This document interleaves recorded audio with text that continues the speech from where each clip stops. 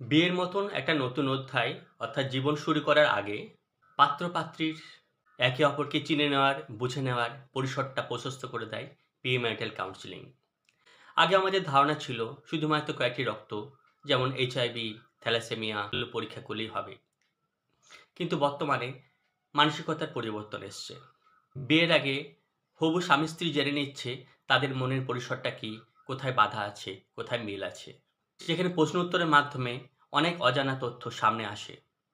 অনেক অজানা দিক খুলে যায় এবং এই তথ্যগুলো আসার পরে ভবিষ্যতে কি হবে না হবে সেক্ষেত্রে হবু স্বামী সিদ্ধান্ত নিতে সুবিধা হয়। প্রেম করে বিয়ে বা অ্যারেঞ্জ ম্যারেজ উভয় ক্ষেত্রেই প্রি-ম্যারিটাল কাউন্সেলিং খুব গুরুত্বপূর্ণ। প্রেমের ক্ষেত্রে আগে হয়তো সপ্তাহে বা মাসে ১-২ দিন ছেলে-মেয়ের দেখা হতো। সেক্ষেত্রে ছেলে বা মেয়ে তার ভালোর দিকটা একে অপরের কাছে উজাড় করে দিত। কিন্তু প্রি-ম্যারিটাল কাউন্সেলিং এর ক্ষেত্রে অনেক তথ্য উঠে আসে যেগুলো ছেলেমেয়েরা জানতে পারে। কাউন্সেলিং কেন করানো দরকার?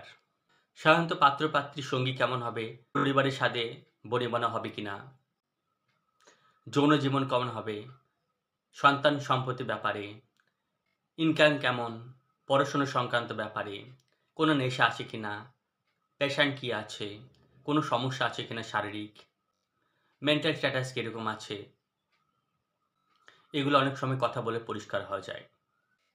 এছাড়া পড়াশুনো, ডিগ্রি, মাইনে একে অপরকে প্রশ্ন করতে পারত না, কিন্তু এখানে প্রশ্ন উত্তরের মাধ্যমে সেগুলো ক্লিয়ার হয়ে যায়। অনেক সময় দেখা গেছে ৭-৮ বছর সম্পর্ক, প্রেম করে বিয়ে, তারপরেও বিয়ে ভেঙে যাচ্ছে।